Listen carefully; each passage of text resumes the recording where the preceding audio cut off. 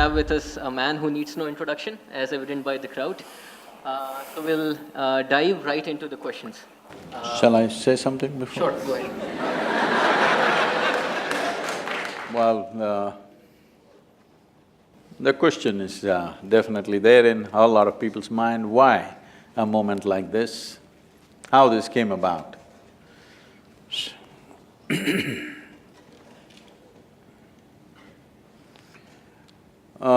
In the last 36 years that I've been active with people, there's one constant refrain from people. Thousands of people have asked me the same question. That is, Sadhguru, when I was 20, where the hell were you? You came when I'm 60. If you came when I was 20, I would have done this, that and something else. I've been hearing this from so many people continuously. So we thought we will step out and talk to people who are below 25 years of age. And that's why Youth and Truth.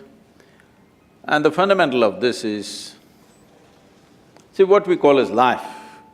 This life, you may have so many ideas about it, so many emotions and thoughts about it, but essentially this life is a certain combination of time and energy. We have a certain amount of time and a certain amount of energy. Time is rolling away for all of us. If you sit here, it rolls, if you do something, it rolls, if you sleep, it rolls, if you're awake, it rolls. Whether in wakefulness or sleep, in work or laziness, whichever way, in dynamism or lethargy, time is rolling for everybody. In Tamil, there's the term that is used for death is kalamaittanga. It means his time got over. Such an appropriate description. After all, that's all that happened, time got over. So time is getting over for all of us.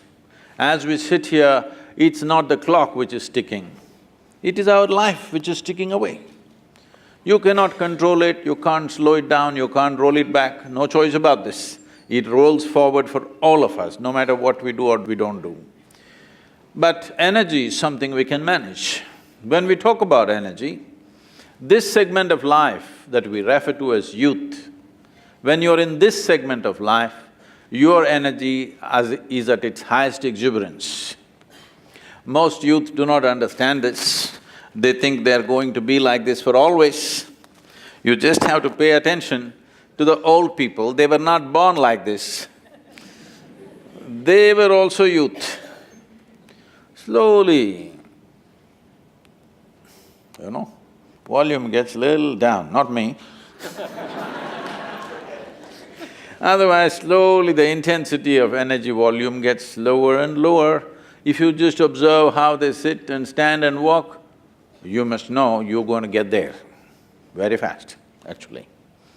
So, when your energies are at their peak, if you brought little more clarity and balance into your system, well, this energy could work for you in a miraculous way. This exuberant energy can do wonders in human life, or it can cause disasters in human life. The same enthusiasm and energy has taken people's lives. I'm saying this because I grew up in 60s and 70s.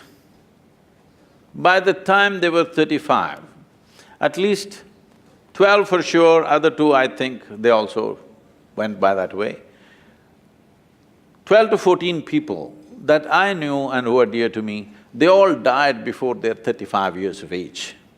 Simply somebody overdosed, somebody drank themselves to death, somebody killed themselves on the motorcycles, somebody fell off the rocks, all kinds of things.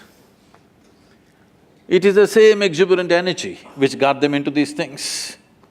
The same exuberant energy, if it had a little more balance and clarity, they could have done wonders.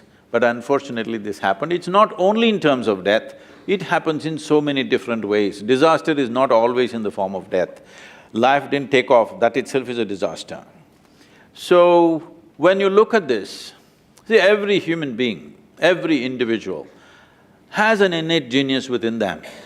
The question is only, will they find an appropriate ambience within themselves and around themselves to unfold their genius. This, unfortunately, in this world does not even happen to 1% of the population. This is my estimate. In your institution, if it is more, you must tell me. But generally, in the larger population, not even 1% of humanity manages to unfold their genius, simply because concerns of earning a living, survival, some nonsense takes them up, they fall in love,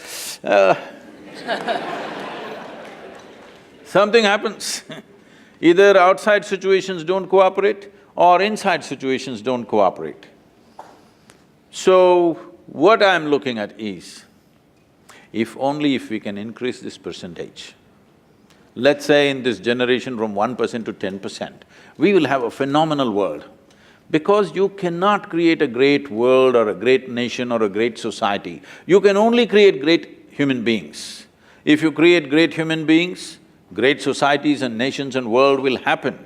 It's a consequence. We cannot create the consequence, but the source of this is human genius must unfold. Only then you will find human beings functioning at a level well beyond what we normally consider as normal. It should become normal. It's normal for a flowering plant to blossom. Similarly, it must be normal for a human being to unfold and blossom their genius, because it's innate. It is only looking for an atmosphere where it is possible to do that. Can we create that in the society? Maybe it's a long way off. But can we at least create it within ourselves? That, if you're willing, is possible now in this generation. That's why I'm here with you. Let's see what we can do.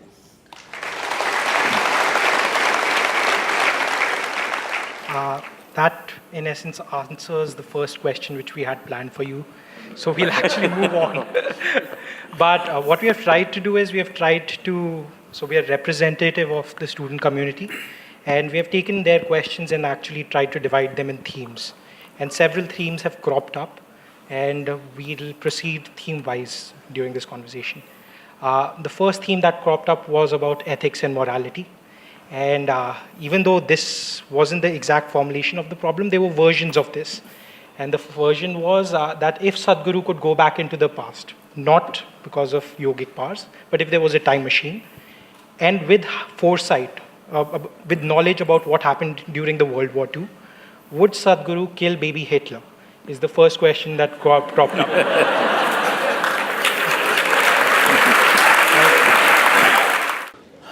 Would I kill the baby Hitler? Knowing that 6 million Jews could be saved. See, Adolf Hitler is a consequence, is not the cause of World War II. In the sense, there has been centuries of hatred about the Jewish people. It did not suddenly crop up because of Adolf Hitler. Well, he used it politically to do all kinds of things, that's a different matter. But this hatred has been endemic in the population. Not for 1 or 2 years, for literally 18 centuries, it's been alive. Now, Adolf Hitler became a representative of that hatred, and he consolidated that hatred, organized it in such a way that it became a mega disaster.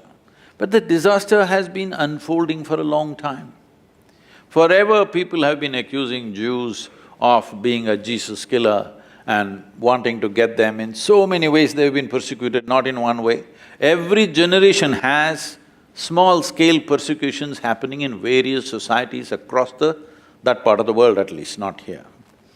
So, when Adolf Hitler came, he saw what you're accusing of Adolf Hitler is competence. Everybody had the same hatred. He organized his hatred into a very competent, results-oriented thing. Any number of human beings have come who are as much tyrannical as Adolf Hitler. Fortunately, they were not as competent. That's my question. I don't know if he studied in IIM because his organizing skills are extraordinary. You have to look at that. If he had organized this, not against a particular community, but for the well-being of the world, what a fantastic organizer he is. So his competence is what we're talking about. Hatred was there in the society.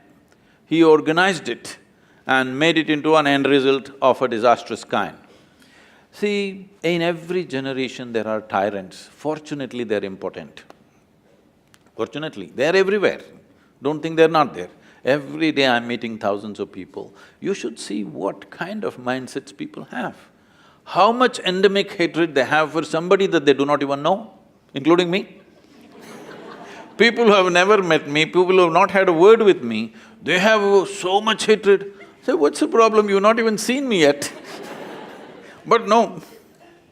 So this endemic hatred is bred in the society in the form of religion, in our society in the form of caste, creed, ideologies. See, everybody is focused on Adolf Hitler. I'm not trying to belittle what he did. He is one man, so many people cause pain to each other, but he is one man who organized human pain like nobody else. He made a machine out of it. In a real organized way, like an industry. He did not do killing just for killing's sake, he made a killing industry, proper industry. Actually, they set up factories of death. So never before nobody organized it, but don't ever think nobody had those intentions, nobody had those same emotions, they had. But this man organized. So would you kill the baby Hitler? No, it wouldn't help, because another guy maybe with competence would have come up. You never know. So, what we need to work at is, we need to work at, as I was telling you, a culture of peace. This is important. We never worked at culture of peace. Only when it explodes in our face, we want it solved. Otherwise, we're just going about our business. The way we are driving on the street is violent, all right? It's not fast, it's just violent. I wish they were driving fast. If they were skilled, they would be driving fast. They're unskilled and they're violent drivers. Violence means you don't mind if somebody gets hurt, isn't it? Hello? Violence need not necessarily mean I'm going to throw a projectile at you. I don't care if you get hurt. This is violence, isn't it? So this is all over the place. We need to see culture is not something that you can build overnight. Slogans you can build overnight. You can do anti-demonstrations overnight. You cannot build a culture overnight. It takes a lifetime of dedication to bring that about. Nobody has shown that dedication. Everybody wants immediate solution. When something explodes, everybody will scream. Once it's over, they go about their business. So, it is very important. I want you to understand, Adolf Hitlers can be born just about anywhere, because the culture of disliking and hating other people who are not like you is so rooted in the society, it's just a question of, he must do an MBA here. I'm giving compliments to the institution, it's not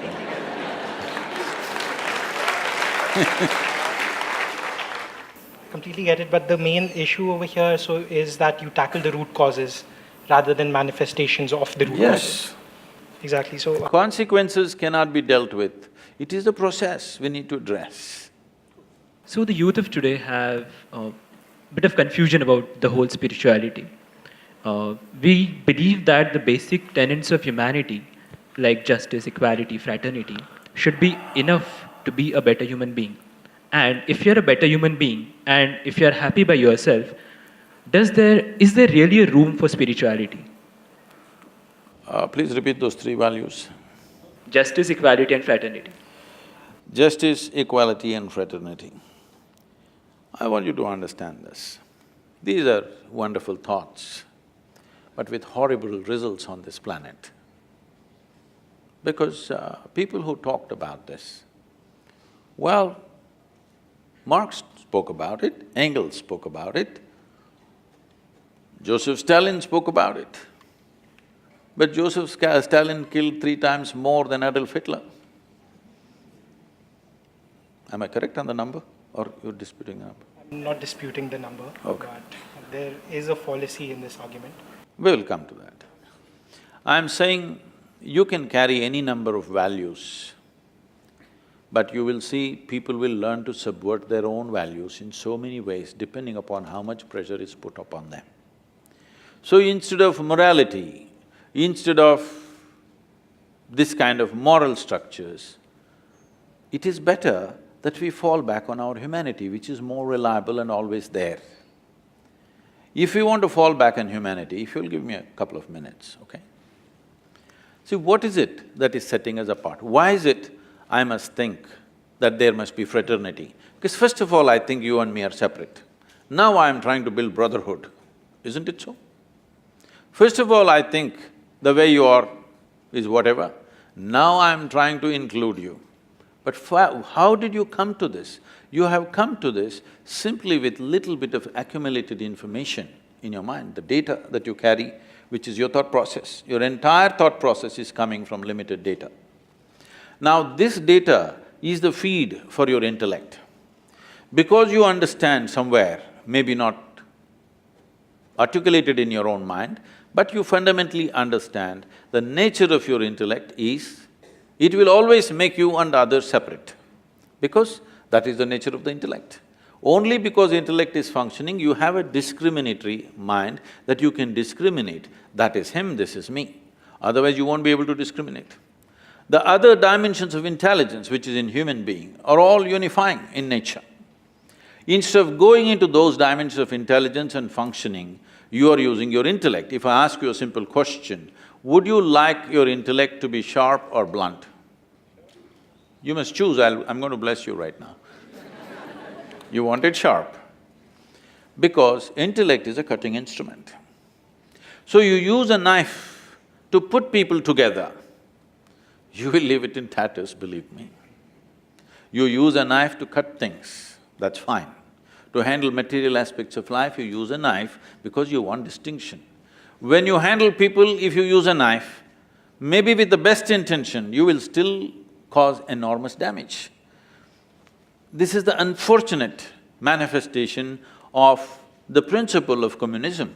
There is no more compassionate expression of humanity than communism, do you understand? You can tell.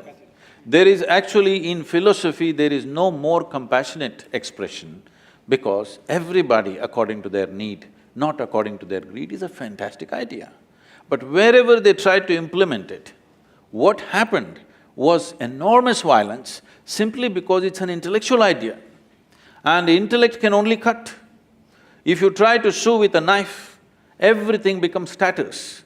This has happened repeatedly again and again. But there's another dimension of intelligence within you, I will skip. In yoga, we look at human intelligence as 16 parts, I will not go into it. The last part of intelligence is referred to as chitta. What this means is, an intelligence without an iota of memory in it. Why is this important is, see, you are who you are and I am who I am only because of the memory that you contain within you, isn't it? You are separate, I am separate, how? That is one silo of memory, this is another silo of memory. When I say memory, it's not just what you remember and don't remember. There is evolutionary memory, there is genetic memory, there is karmic memory, there's varieties of memory. The very way you sit and stand is because of your memory, yes? The very way the shape of your nose is, the tone of your skin, everything is memory. So what you call as myself is a product of a huge amount of memory. Memory allows you to do many things in the world, but at the same time, memory is also my boundary. This is my friend, this is somebody I do not know. How? Because I remember this one, I don't remember this one. It's memory which decides who is mine and who is not mine, what is mine and what is not mine. So there is an intelligence within you which is beyond memory. Only if you dip into that dimension of intelligence, in your experience, all boundaries have disappeared. In the sense, if you sit here right now in this hall, and even for one moment, even for one single moment, if you experienced all these people, just as the way you experience the 10 fingers of your hand as a part of yourself, after that, do I have to tell you morality, fraternity, equality, this, that? When you see somebody as a part of yourself, when you have known somebody as a part of yourself, there is no need for any principle or any morality. This is what spiritual process means. Spiritual process means you begin to experience something beyond your physical nature. Why this is important is, physical nature can only happen in defined boundaries. Without a defined boundary, there is no physical process, isn't it? This is my body and that is your body. How come? Because this is a boundary. Now this is my mind and that's your mind, because there is a boundary. But there is a dimension of intelligence which has no memory. If you enter that dimension, you will see that there is no memory. Because there is no memory, but still you're alert and alive, because of that, there is no boundaries. This can be explained in so many ways. See, if you do something very intense, if you do like this and just hold it like this, you can… Shall we experiment? Just for 20 seconds, vigorously rub your hands together with your eyes closed.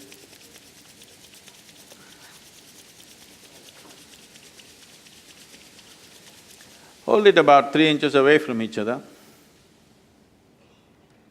There's something happening between your two hands, or you didn't try that? You don't believe in experimentation? Okay, that's fine. Definitely tried it. Did you? Did you see something between your hands?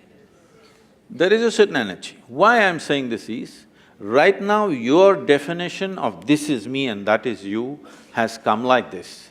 It is… See, how do you know? Can we do another experiment? Are you okay? Your right hand, let's touch your left hand. Is that you? Yes? Yes. Touch the chair on which you're sitting. Is that you? How do you know this? What tells you this is me and this is not me? No, no, no, no. There is sensation here, there's no sensation here, isn't it? Essentially, it is the boundaries of sensation which tells you what is me and what is not me. What spiritual process means is, you get your life energies into such an exuberance that your sensory body expands.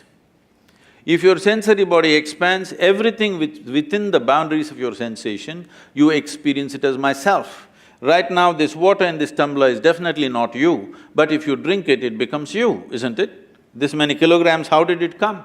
Something that was outside now is within the boundaries of your sensation. Now if all these people are within the boundaries of your sensation even for a moment, if you actually experience them as a part of myself, after that, do you need morality? So I guess the main part was that the question, I think, got lost in translation, because in essence, you guys were both talking about the same things. I thought he was speaking in English, was he? True, but translation is not always just language, it's also intent. Okay. He also implied that if people start looking at other people not as other people, but as humans. But how will you do it? According to me, the knowledge that we are all humans is essential to us. See, it is between human beings that this problem happens. We all know we are humans. If you were a tiger, I wouldn't fight with you. In essence, we are saying literally the same thing, we're just coming from different fronts. We are all humans. The fact that certain people have not acknowledged that we are humans is the cause of this problem. I don't think they have not acknowledged, they have acknowledged. They have said that we are different kinds of humans. Not really. Within a family, there's a lot of fight going on, brotherhood, fraternity, equality, but more clashes are happening within the four walls of a home in a family than between India and Pakistan, believe me.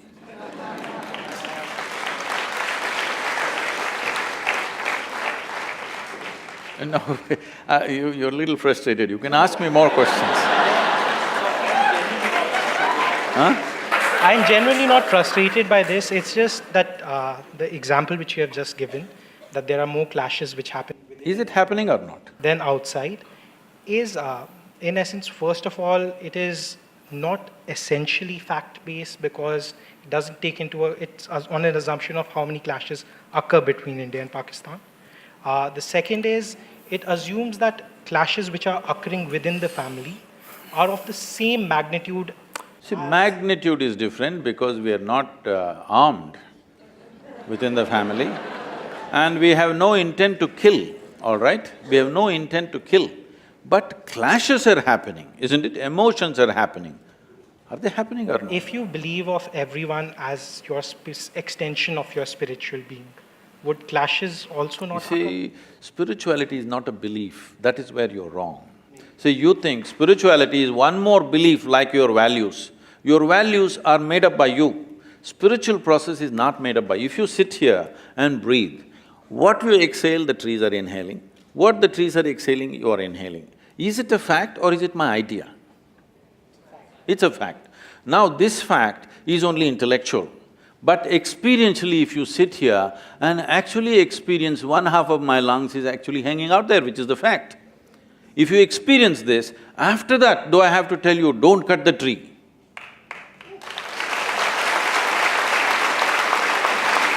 See, there is human thought. This whole thing comes from the fundamental that we have made human thought far more important than the reality of the existence. Human thought is very small because it is just a consequence of little data that you have in your head, isn't it? All the thought that you have is coming from the data that you have gathered. Whatever data I have gathered, whatever you have gathered, whatever all of them put together have gathered, is still a minuscule in this existence. Is it so? Hello? You may be a PhD, but I'm asking you. Is it a minuscule? So with such a small piece of information, you're coming to conclusions which is not right. That is why spiritual process means you don't attach any importance to your own thought and emotion. You see how to dip into those dimensions of humanity which is not defined by boundaries of your physical nature. This is what spiritual process means. Spiritual process is not a belief system, it is not an ideology, it is not a philosophy. When your experience of life is little more than your physical nature, then you use this corrupted word, spirituality.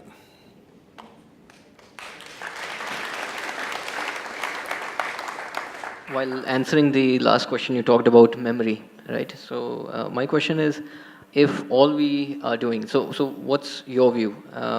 Should we have an all-encompassing memory, or should it be a memoryless being? Because if we are a memoryless being, then there's no concept of future and past. There's no relation between actions and consequences. We talked about experience, that doesn't exist. Now, how does this idea come, memoryless being? You talked about chitta that has… I said memoryless intelligence, an intelligence which is beyond memory. I did not talk about a memoryless being because if there is no memory, there is no individuality of any kind, isn't it? That's what his point. So that's what the point is. I get you. To be an individual, memory is important, but because we have memory, all the It is not shortcomings… memory is important, memory is the basis of your individual nature. Is individualism important, like being… See, individualism means you're trying to make a religion out of yourself. There is no individualism. It is a privilege. Though we are part of everything here, if we don't understand this, we'll get the point when people bury us, that we are a part of everything. Right now we stand up, see, your existence here is like a pop-up on your computer screen. You pop up for 2 minutes and you go, okay? In the life of this planet, you are just a small pop-up. You will go poop and poop, that's it. You and me, right now when we are here, we think we are this, but all this countless number of people who came before us, you think they were idiots? They were also like you and me, big people, but all topsoil now, isn't it? So anyway, we have no individuality. Individuality is an assumed thing. This is a great privilege creation has given us, though we are part of everything. We are allowed to experience life as an individual, how fantastic it is. We are greatly, grateful to this process because it allows a little bit of individuality for these few years that we are here. These years in the life of this planet is really nothing, 2 seconds they calculate something out of the billion years, whatever it's been here. So if 2-second pop-up assumes individualism, what is that? It's a privilege that we have some sense of individual experience. Otherwise, we would have no experience if there was no memory, okay? So if you dip into chitta, does my individuality completely vanish? No. When you dip into it, it gives you an experience beyond the boundaries of your individuality. Because of this, see, you are in this country, you're an Indian, but can you travel out? If you travel out, you're not an Indian anymore? Still am. You still are, just the same way. I'm still the same person, but I'm no more limited by the boundaries of my physiology and my psychological structure anymore. This gives me a larger sense of experience.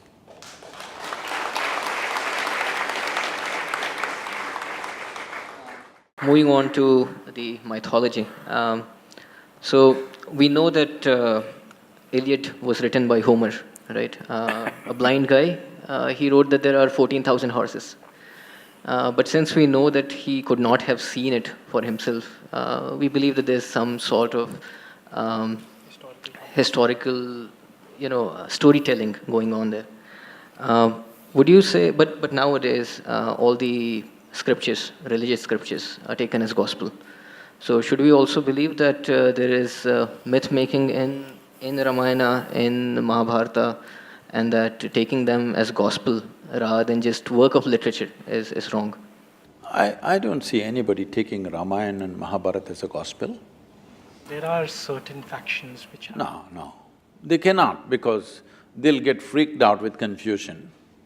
Because there are all kinds of people in Mahabharata, the best sort of man, the worst sort of man, in between every kind of man and woman. Is there over 100,000 characters? How can you make a gospel out of it? So you said storytelling. I don't know if you've seen the byline of Youth and Truth, not the seriousness of gospel, but the playfulness of gossip, because gossip has always been reliable. No, at any time in history, nobody went by the official version. Whatever the official version came, people asked around with their friends and relatives what happened. When 5 people said 5 different things, people learned out of their wisdom to extract some truth out of the gossip. But people always relied more on the gossip than the official version, isn't it so? It's not just today, always. However, given that this gossip can lead to a transformation of this truth to an extent where it's lost forever, do you think that's troubling? See, first of all, you're questioning, did it actually happen, right? So we are saying that the same argument which you have given is the argument which is usually used these days to say that buildings which were constructed by the Mughals were actually not Mughal structures. Oh, okay. I get the However, point. that's gossip being misinterpreted completely. Now, see, if you come further south, people are questioning whether Rama existed or not, okay? This is just a question of poor memory. When the entire nation has been talking about it for thousands of years, now the problem is your trust in printed word is more than the spoken word, that is the whole problem. But you must understand, this is an oral culture. We always transmitted most significant things orally. You may think it's insignificant because it's not written, but anybody can write it down. People have written it down now it's a printed word. But now somebody questions, did Rama exist or not? Not in one place, in entire culture, when everybody is talking about the same story with minor variations here and there, it could not have been just made up by all the people, So isn't it? I guess his point was also by bringing in the Iliad example the same, that the war on Troy did happen, but the fact that Homer says that 14,000 horses were there is clearly not truth. Maybe not. Maybe Ram did exist, but other facts which are… other things… See, we are, after all, Indians, we invented zero. We have certain freedom in using number of zeros. We're taking liberty with that. Don't…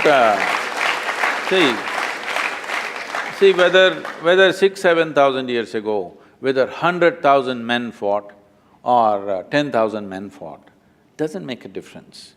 The way the story is said in this country is not for its facts, but for its truth. You're trying to bring out a certain truth.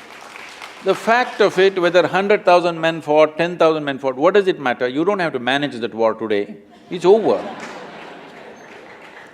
So the important thing is, what is there for me to learn from that, all right? If that's a question mark, we can go ahead with that. I guess that was his point itself, that when you look at religious texts, as you would learn from… See, don't call them religious texts, this is nation's history. So let's say if you look at another piece of literature, you would derive learnings from No, it. literature is different, history is different. Literature can be fiction. History is written in a dialectical way so that it's always relevant for you. I'm saying 6,000 years ago, whether a man existed or not, what's my problem? Unless he has something to contribute to my life today, isn't it? However, if history has been written and the facts of the history are not clear, then how See, this is what I'm saying. The fact is like this. Suppose 6,000 years ago, Rama had a wife whose name was not Sita. What's my problem? we are not questioning whether the name was… Not only the name, I'm saying, okay, he was not… his father's name was not that, it was something else. He was somebody else. What does it matter We to are me? even questioning the sequence of events over here. You can. How they… See, sequence of events also you can question, but what I'm asking is, a 6,000-year-old drama, if it got little mixed up, it is not your problem. The problem is just this, is there something for us to get from that? That's all the thing is. Now, why we are worshipping Rama in this country is, he's not a super success. He's a serial disaster, if you look at it. Yes. Even today he's having real estate issues, that's why you brought this up.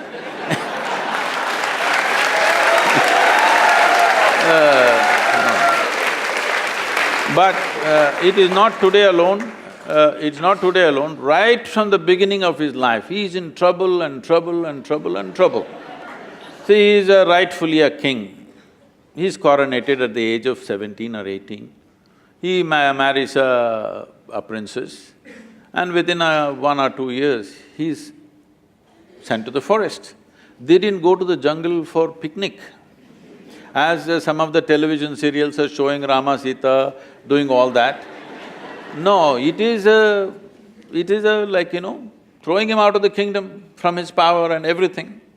That itself would have shattered a man, but he settled down there. But Rama is also an insecure person who, when Sita came back to him, first she sat through fire. We will come there, don't First jump. she sat… First, let's kidnap her, no. See, now you're changing see, now you're changing the sequence of things. First, let's kidnap her, all right?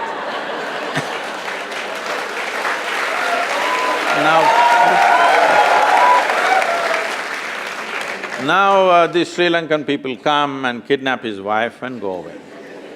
After all, he is a king. If somebody steals his wife and takes her away some 3,000 kilometers down south, there's no GPS to even find out where is Sri Lanka, all right? At a time like that, being a king, he could have found a local solution. There would be any number of women to marry the man, he's a king. But he goes in search of her, not with a big army, just him and his brother, like ordinary people. If a man has to walk 3,000 kilometers down south, not knowing where she is, whether she is alive or dead or what's happened, then she must mean so much to him, yes or no? Otherwise, why would a man walk that distance? Now, he goes there, he forms a Tamil army, don't forget this.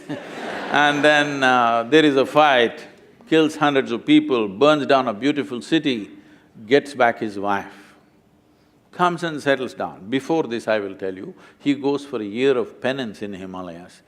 His brother asks, are you crazy? This man stole your wife and now you're doing penance for his death.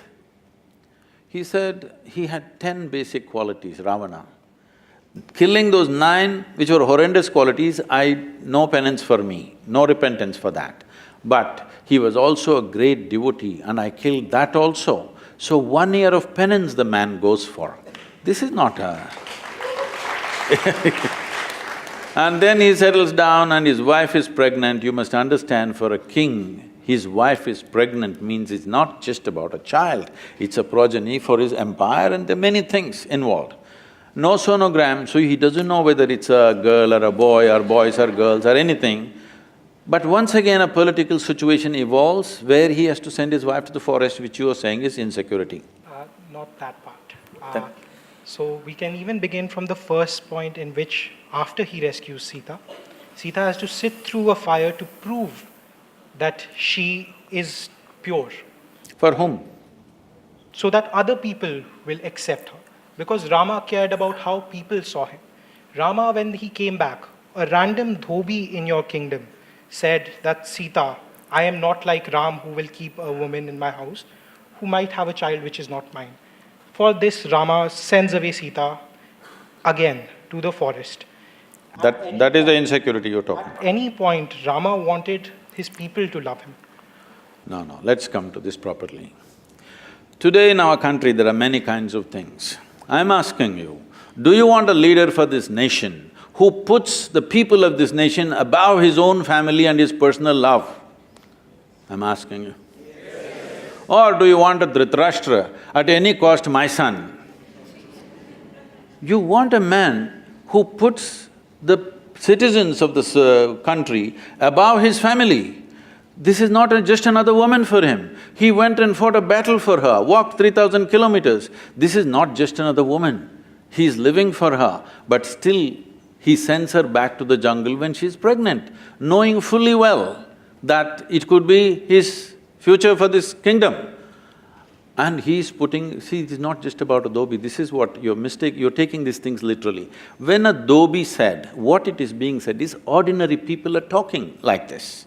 Ordinary people have no trust in the king, that he's just brought some woman from somewhere and he's made her our queen, because queen is seen as a mother to the nation. We don't want such a woman as our mother, that's what they're saying.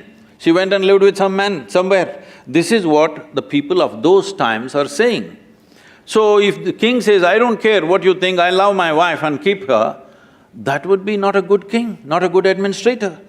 So he's putting his people above somebody that he loves very, very dearly, and she's pregnant. It's not a small thing for him, it means a world. But still, he sends her to the jungle. This should be bowed down to, this is why we bow down to the man. No? Please say it. No, why? He has something to say, please. So there are different types of responsibilities of you as a person. As a king, there are different responsibilities, and as a human, as a family member, you have different responsibilities. Now you can't just throw away your wife and send her to a jungle. It's like just objectifying her. It's not treating her like another human who's pregnant, who will need different things and have promised her different things. Well, then you're against Gautam Buddha, you're against Rama, everybody. But you need to understand this in the right context, that is, if this woman didn't mean anything to her, he wouldn't have traveled down to Sri Lanka, fought a battle and brought her back, isn't it? It was his pride about what… How can you His pride you could have got, he could have got 100 wives around him if he wished, but he went for this person who means so much to him. Moving on… No, you must see the words that he's uttered. You must see the words he uttered about Sita, what she means to him, how he cried to Lakshmana and what he said. Actions are way more important. Why are you reading all these evil intentions in his mind that he did not express anywhere? He did not express… With our words, we can say anything. See, as far as you are concerned, you know only what you read. You don't know anything else about his life, neither me nor you, all right? Perfect. So, from what you read, nowhere does it say that he was insecure. Nowhere does it say he went for his pride. Nowhere does it say that… No, everywhere it says very clearly, let me tell you, the reason why he is worshipped today is, though life threw disasters after disasters at him, the man never became resentful, never became hateful, never became angry. He did not become a recluse either. He went about fulfilling every duty that he has to do. With a personal pain and grief that he is carrying all his life, the man went about doing the best he can do for his praja of the day. If this is being accused of being as pride and this… There were strong reactions to that question, but I think that's a nice segue to the next one, which is once… Why do you say it's a reaction? At least… See, You had once said that people should not react to injustice, but this country has been based on civil disobedience movement. Movements like anti… Did I say they should not react to injustice? There was a quote of you… Like what? Said that people should not… Why don't you just read the quote instead of paraphrasing like this? Maybe you did… Direct quote was that Huh? we should not react to injustice. Yes. And this is one of the… Yes. But I did not say you should not respond sensibly. We want to know why or what Yes. the context behind Because the context is, I am differentiating between human response and human reaction. If I react, I will only cause one more injustice. Right now, what I think is injustice, I will feel angry and I will do one more injustice. But if I see this injustice is happening and respond to the best of my intelligence and my capability, there could be a solution. So you have defined reaction and Yes, reaction and response I have clearly defined all along. Is it not important that you respond consciously rather than reacting violently? we completely agree with this, by the way. Right? So,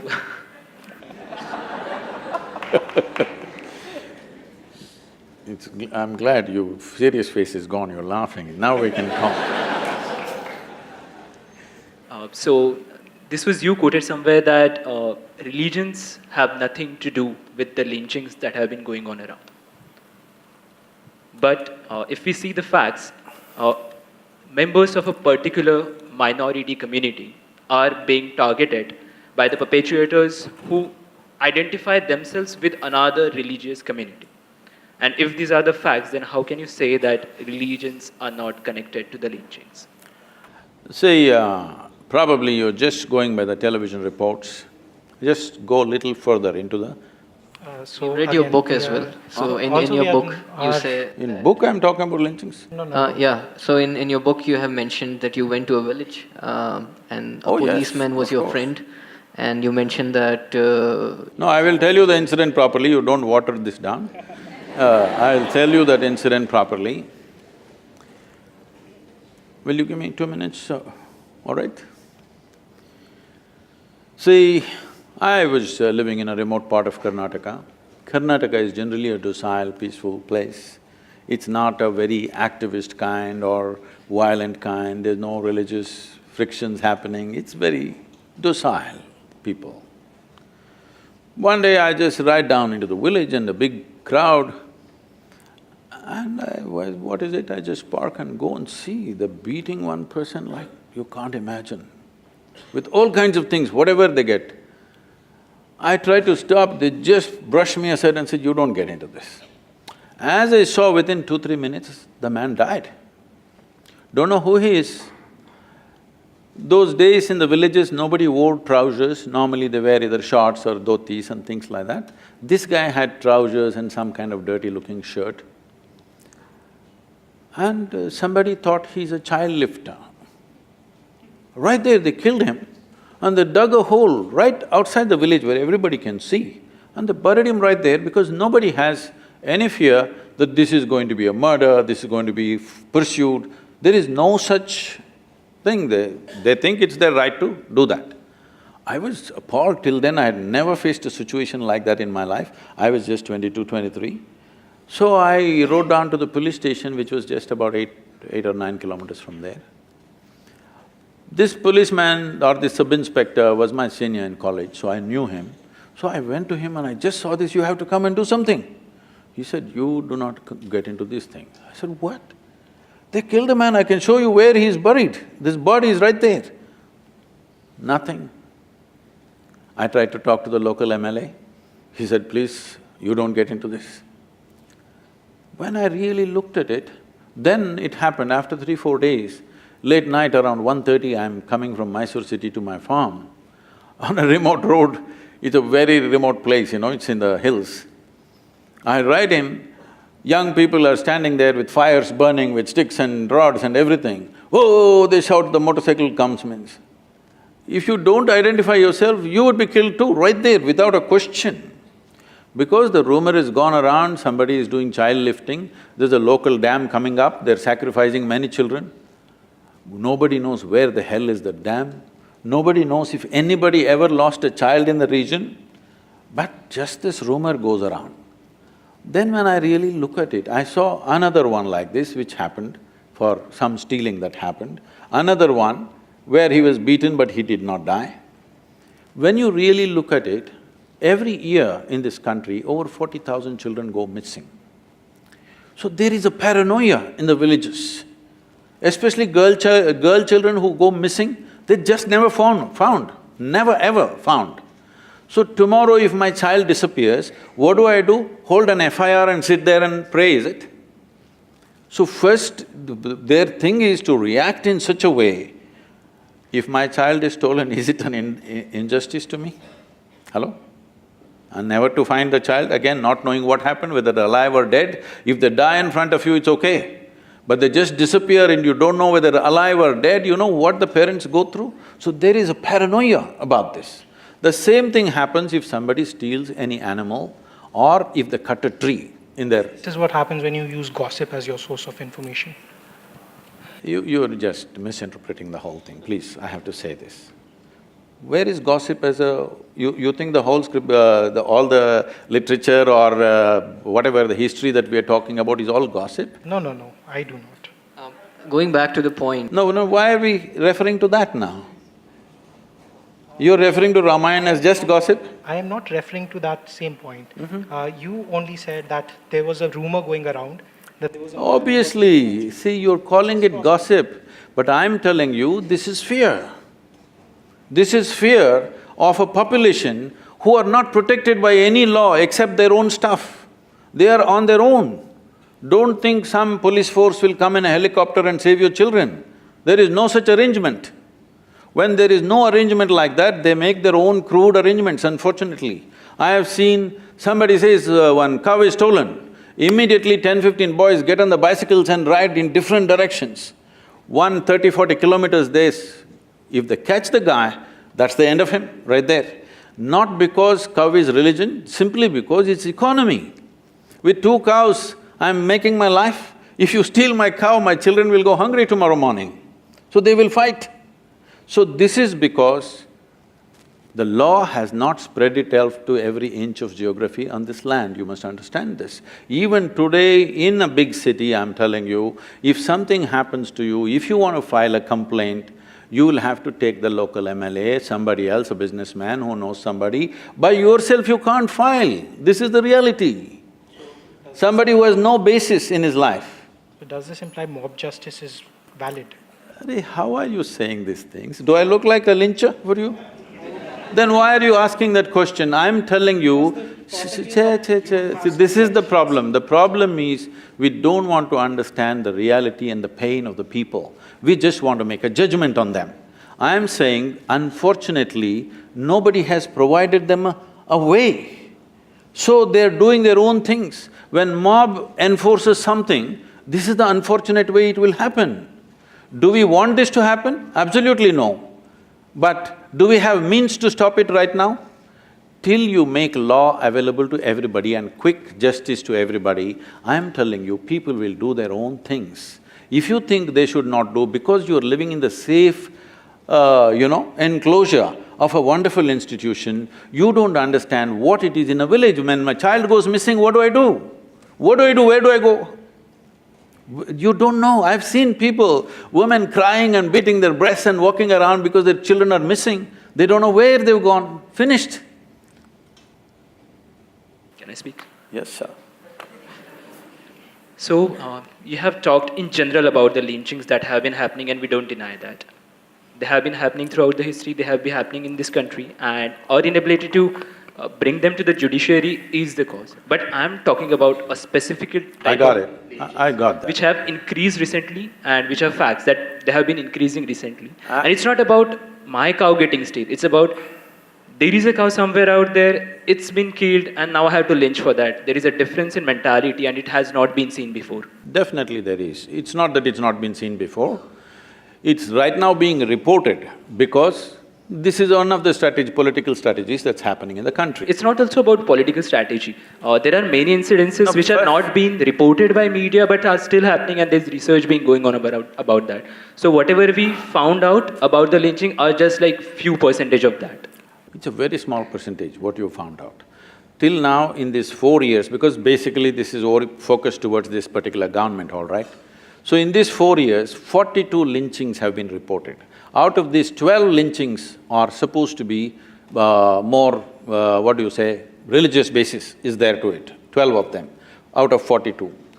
But over 3.5 to 4 million bovine animals in this country are stolen every year. And they're smuggled across both the borders. Now western border has become very tight because of security issues, largely it's going through the eastern border. When this… who is losing these 4 million cows? You must see this. Whose economy is ruined? Somebody's economy is ruined, his family economy is ruined, isn't it? Because the animals went away. Over 3.5 to 4 million animals are stolen in the country every year. And anyway, for your information, every year, in 4 years, 42 lynchings have happened, 12 of them have a religious connotation to it for sure, there's no question. Those are just reported. That is reported. But what is not reported is every year, over 100 uniformed men, including BSF soldiers, are lynched and killed by the cattle smugglers. That's totally a different issue. Let's not bring that into it. That's totally a different issue. No, please, why is it… is connected, right? So this is not No, just no, about… please let us… why… just because somebody wears a uniform, is he supposed to die? I'm just saying, let's not connect these two issues. No, One is religious, one is security I issue. want you to understand, when there is a large-scale crime going on, when there's a large-scale crime going on, 4 million animals means on this side of the border, they're approximately 10 to 15,000 rupees. Across the border, they're between 30 to 50,000 rupees. I want you to calculate the numbers, you're the business guys, all right? I won't get the numbers right, please get me the numbers. I totally agree with you. So when… Have been happening. Please understand this, these cows don't fly. They have to be walked, all right? These cows, these animals have to be walked or transported in trucks. Only small amount is transported in trucks, rest of them are walked in the nights, okay? From across the country, 4 million animals. When such a large-scale crime is happening, you think there will be no reaction at all? When nobody is caught? Why change now? Why now? Huh? Why recent few years? See, it is not now, it is only reported now, it's always been happening, I'm telling you. They have reported only 42 lynchings. I am on camera, but I'm telling you, from my experience of rural India, I would say anywhere between 200 to 500 lynchings have happened in these 4 years. And similar numbers or much bigger numbers have happened in the past. Because unfortunately, this is how things are enforced in this country. You have to change it means you have to create an enforcement mechanism that's available to everybody. In United States, they say an average time in which a police car arrives is 3 minutes and 20 seconds, even if it's in Montana, average time. In New York City, they will arrive within 30-40 seconds, armed men, not just handguns. If you open their boot, they got a shotgun, they got rifles, they got works. Now, a lathi-wielding, cycle-ridden policeman comes, you think he can handle these 10, 15 youth or 100 youth who are indulging in this violence? He is not capable of handling. So can we create a nation where law can be enforced, or are we just going on accusing each other, you did it, I did it, I did it, you did it? What's the point? If you want to create a law-abiding nation, the instruments of law should be strengthened. We're talking about police reforms for 25 years, where the hell are they? Exactly, I think we were also thinking at the same time. So like, to wrap up the argument here, I'll be wrapping up your argument. So what you're suggesting is that mass hysteria is pretty common, has already existed, mostly because of… you can give names sitting in the comfort of your well-to-do homes, you can give these names, it's mass hysteria. Tell me, any of you ladies, I'm asking you, suppose your child is stolen and you know that you may never find, how will you react? You will go wild, all right? Don't call it mass hysteria, this, that. This is absence of law enforcement. We are also agreeing with that it is strong… But why are you calling it mass hysteria as if it's some kind of an ailment? I mean, this is caused because people don't have enough information, or they believe in rumors, or because something is happening. There are rumors, but why are you ignoring? Every year, 40,000 children are stolen, it's not a rumor, it's a fact. Nearly 4 million cattle are stolen, it's not a rumor, it's a fact. Also, legal enforcement needs to be strengthened. The fact that these things That is happen all. is That's all. problematic. That is all I'm saying, but you pick up one sentence and you say supporting lynching, how can you say that? This looks like… I am not supporting lynching. Again, Sadhguru, one important thing is, these are things which we came across, which we felt that… You can ask me, there is no problem asking any question. We wanted to know what was the context This behind is the these context, statements. all right. Because as you pointed out, people should not react to injustice had a very different context. They must respond sensibly. In a conscious manner, human being means one significant aspect of who we are is, see, we do the same things animals do. We are born, they are born, we eat, they reproduce, we sleep, they sleep, we die, they die. We do the same things. Only difference is we can do these things consciously. If we give up that one consciously acting, we are just one more creature on this planet. So I was making the distinction, if you react, you will just express your animal nature in some way. So this whole lynching business is just a reaction. But at the same time, people are helpless, they have no other way. There is no other way. You can go and file an FIR and hold this paper in your hand. You will not see anything happening in a village. You have said that all men and women are equal. We all believe that. Why should you believe? Like, there's no disagreement here. I thought it's the same species. What do you think? It is. But you have also said that you cannot imagine your own household without a non-working mother. Did I say that? I guess… Yes. No. My mother was working more than anybody else.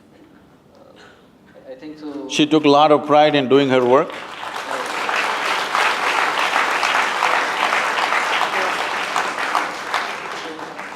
Okay, let's come to the major point. So, unlike your mother, my mother, she's also a working mother.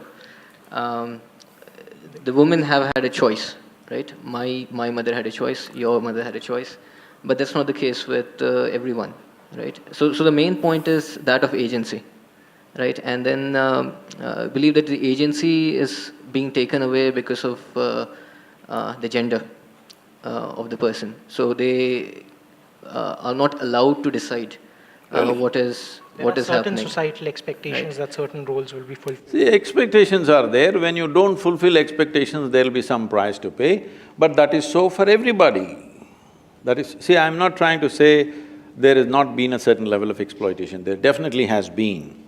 But don't once again react to that and do reverse job.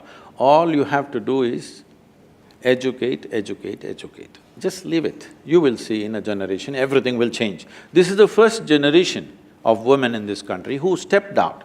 Please understand, women have stepped out and doing so many things in the world, not because of your liberal ideas, it's only because of technology. Because technology has leveled the playing field. Technology has taken away the significance of man's brawn, isn't it so? Man's muscle has become insignificant simply because of technological development, not because of some liberalism or feminism or whatever. It is only because of technological development, women are able to step out and do the same things that men were doing in the past. Or even for the men, it is new to sit in the office and do this. Otherwise, they were digging something, all right? Once the machines came, man's muscle became insignificant. Because of that, there is a way. So just allow little more time rather than doing something in a rush, in a reactionary way and breaking the social structures. Because if you break them, do you have a better alternative? That's a question. Right now you're talking about you didn't want a working mother. My mother was working all the time and she was very proud of what she was doing and she was the most respected person in the family. Only thing is, only your idea of work is, how much did she earn? It was not significant for her. The rupees and paisa were not significant for her, her values were totally different. Again, I think intent of the question got mistranslated, which has happened tremendously over here. Why you… So, would you say that, you know, all the main… They're reading the question and how can it be mistranslated? The intentions are not based on words. So we can talk about, you know, the changing gender structure in the workforce and all that. But do you feel that, you know, all the major movements, feminism, civil disobedience, anti-apartheid, anti-racism, these are responses or reactions? See, anti-apartheid is a different dimension altogether, all right? That's a different thing. Similarly, How is it different? See, it is an engineered discrimination, all right? Between men and women, responsibilities were divided. It is only when it so happened that our values became purely economic, suddenly we thought, women are at a disadvantage. If you go to the village and see men and women are working on the field as equals, well, she will do planting, he will do digging. Does it mean to say inequality? He has more muscles, so he does that kind of work. She has another kind of strength, so does this. And well, you brought my mother into the picture. Now, she had 4 children. When you have 4 children, you have a project on hand. All right? Well, it's an important project. She did a good job on me.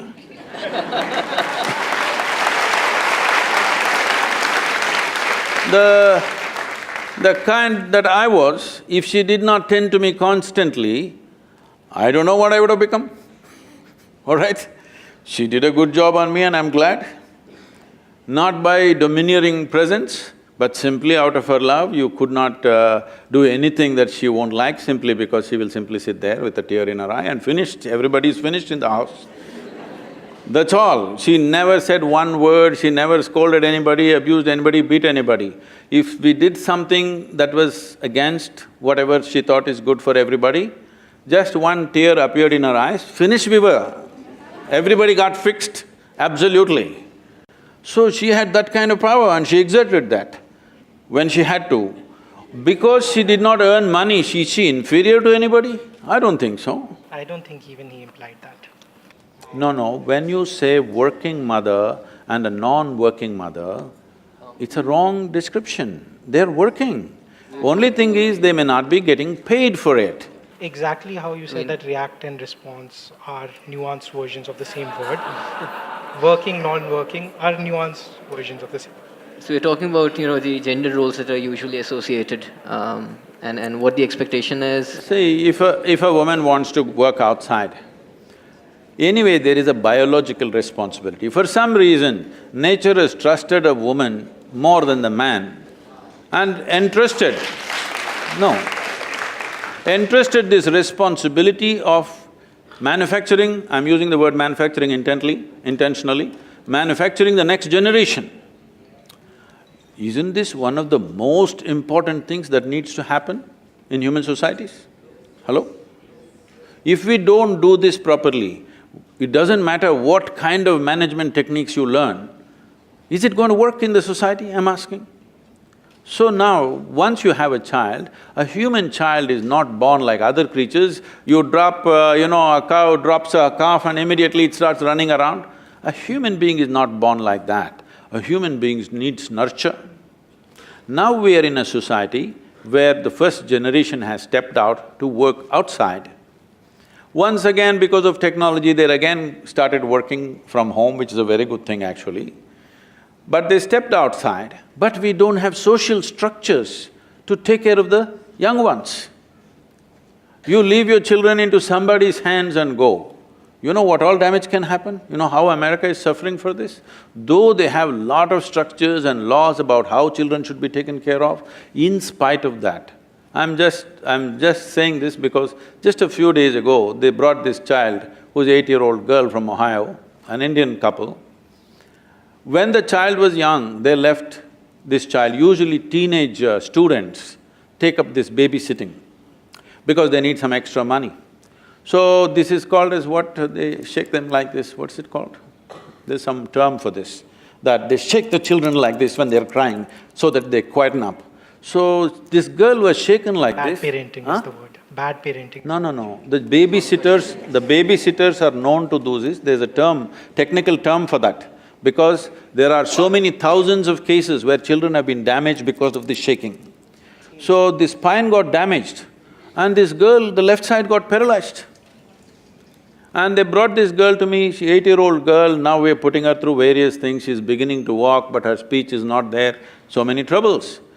Normal child, but a 17-year-old girl who came there to do babysitting, she just got irritated with this baby crying and she shook her.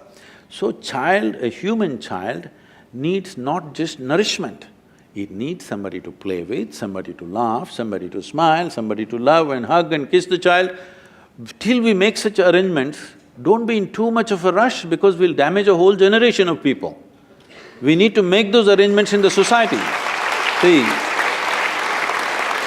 just now this society has just beginning to move away from joint family structure, where we had the luxury of grandmothers and aunts and this and that, all that is gone. Nuclear families have come, just husband, wife, children. Now there is no support system, nor is there an organized support system either by the government or private agencies. Nobody has come up with a real-time support system for young children. Where are you going to throw them and go when you go to work? I don't believe he's meaning you throw them and go. I did not say he means that. Why are you taking everything like… I didn't mean My he's… bad. I didn't mean he said that. I mean to say, suppose I am a woman and I have a job and I have a child, what do I do? When the society doesn't make arrangements, what do I do with my child? Where do I live, in whose hands? So Sadhguru, because of paucity of time and because many people might also have questions over here, we'll have to open the floor for questions. We'll be opening the floor for questions right now, so people in that quadrant. But you should not translate their questions, okay?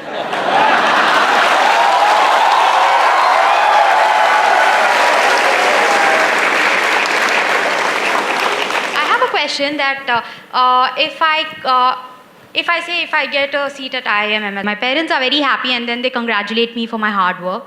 But the same thing, if I do not get a seat, they are like, you will get what God intended for you. So if already everything is predestined for me, why do I take up all this effort to even work hard? No, it is not predestined, they just have a system as to how to address the failure.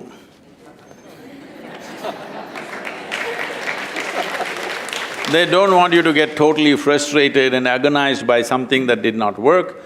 This is God's intention, just enjoy the God slap, okay? This is an effective way of creating solace. This is not a solution, but this is a solace, this is a psychological process that somebody is trying to diminish your suffering for that moment so that you understand you are in greater plan. That's why you didn't get the admission. Namaskaram, Sadhguru. My question is, everybody has got their own dream, especially related to career. But sometimes the dream of a child goes against the willingness of his parents.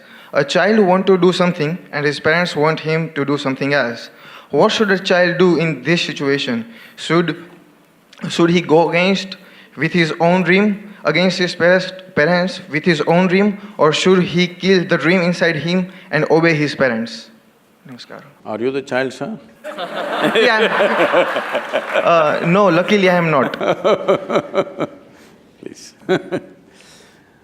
Well, we must understand this. If what we want to do is not in an already laid out path, if you want to do something different, if you think you will ever do it with everybody's approval, it'll never happen, all right? At the same time, somebody has born you, somebody has brought you up, somebody has educated you, somebody has… in many ways they lived their life for you. Can you just reject them and do what the hell you want? No. So, you must understand the parent and child relationship is that of love. You must increase the love volume and do what you want to do.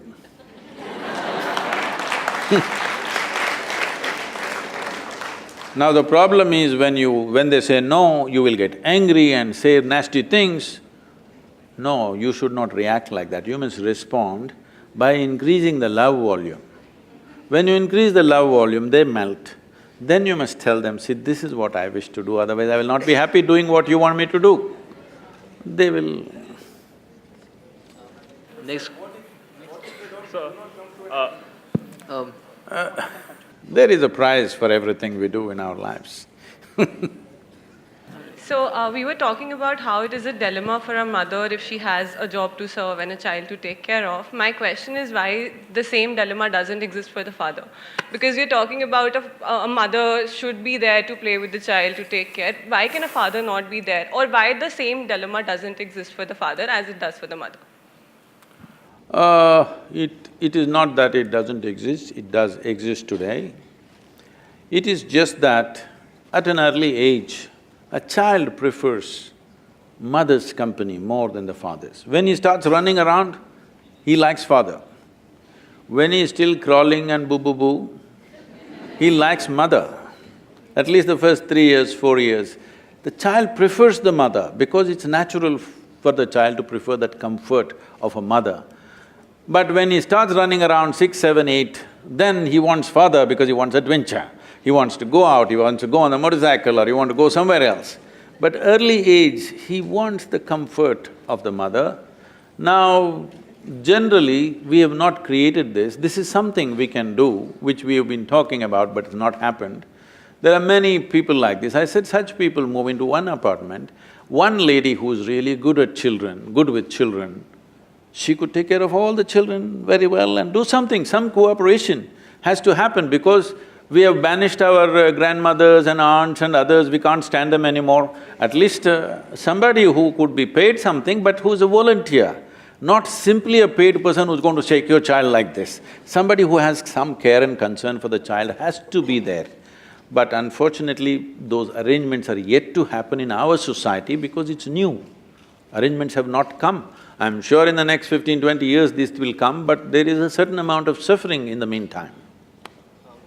So, for the manifestation or the achievement of the goals or passions, or even for holding a king cobra, as you say, a wholesome control over the chemistry of thoughts and emotions is necessary. So, at this point in life, with so many stimulations, opportunities, distractions, ambitions, passions, everything hovering all around, how to achieve that control over the chemistry of thoughts, emotions, and fears as well. So, how to aggravate or elevate that ether within to read that, like to reach that silence within where we could do what we want and whatever we want becomes what it is. It's a long question, eh? See, one thing is, when it comes to what's within us, if we do not harness the prowess of this body and the prowess of this mind, you will not do anything significant, isn't it so? The question is, what methods do you have? Right now, the only methods you have is education. That is learning techniques, learning methods, learning information, exposure, this. There are other ways to do this also, where you can organize yourself that your body and your mind takes instructions from you. This is one aspect of it. It must. Your body and your mind are your most basic faculties that you have. They must take instructions from you. If they work against you, you're finished, isn't it? Right now you call this stress, anxiety, nonsense, whatever. Essentially, your intelligence is working against you. Your thought and emotion is not going the way you want it to go, it's doing its own thing. Well, if you cannot manage your own mind, how the hell are you going to manage, let's say 100 or 1,000 or 10,000 minds? Because management essentially means you must be able to manage the people. Managing the people means you must get everybody to get to one intent and act in a significant way. How will you do this when your own mind doesn't take instructions from you? You cannot manage yours, but you believe you can manage theirs? There is no way it's going to happen. This is why a whole lot of people who are in successful professions are all having ulcers, heartburns, heartbreaks and all kinds of things because they are upping the activity without enhancing themselves. It is like you want to be on a Formula 1 track, but you went with your small little car that everybody drives to the office. Then if you drive at a certain speed, four wheels will go in four different directions. This is what is happening to a whole lot of people.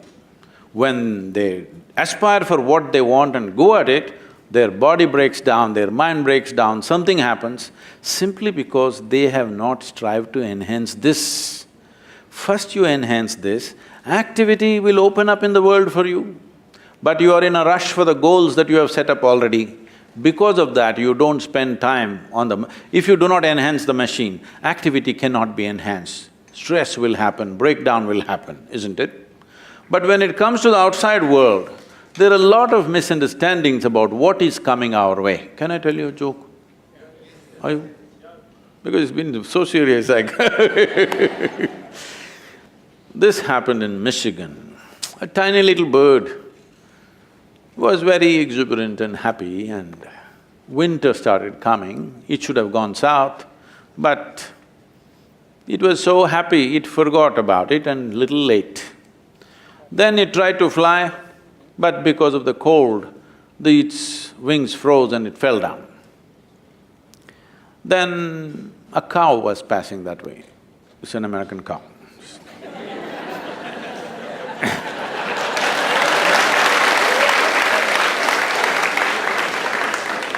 A cow was passing that way and it dropped a heap of dung and it fell right on the bird. So inside this dung, the warmth of the dung caused thaw of the wings, the ice melted away and it felt happy and warm. Tick, tick, tick, it started tweeting from inside the dung. It couldn't get up, but it was happy inside the dung. A cat was going by, it heard this bird tweaking, it opened up the dung and ate up the bird. The moral of the story is, not everybody who heaps dung on you is your enemy. Not everybody who gets you out of shit is your friend. And above all,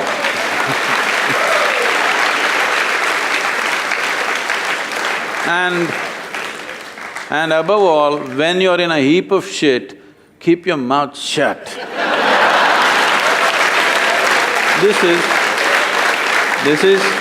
No, I'm saying this because we have created a world now, if I have trouble, I must talk to everybody in the world. They're all going to give 1,000 solutions. No, when you feel you're in trouble, please just spend some time upon yourself. Invest some time and energy upon yourself, because there is no trouble which troubles you except what you allow, isn't it?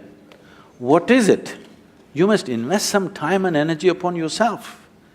This value of solitude is totally gone in the world in this generation. Please bring it back if you want to make yourself of some substance.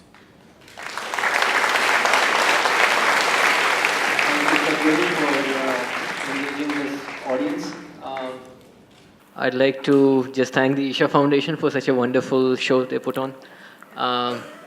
And thank you, Sadhguru, for spending so much time with us. With this, we close the session. I want you to understand, I don't know to what extent all of you are exposed to the nature of the country in which you're living. We constantly keep gloating about the tremendous things the nation has done in the past. Yes, it is true. But we've also forgotten a whole lot of horrendous things that have happened to this country, and today we are where we are, where there's inequality of absurd kind, okay? Absurd kind and most cruel kind. A variety of problems in this country. This country is a heap of problems. This education that you're getting here in a premier institution, please may it become the source of sorting out and solving the problems in this country, because I'm telling you, not even 1% of this country's population can even sit in the kind of comfort and ambience that you and me are sitting right now. Not even 1%. This cannot be called success. This cannot be called even a nation, if you ask me. So, we have to make a nation out of this 1.3 billion people we have on our hands, and a whole lot of them are youthful. Please, whatever knowledge and capabilities that you get, invest that to bring some humanity to the human beings who are living in this country, please.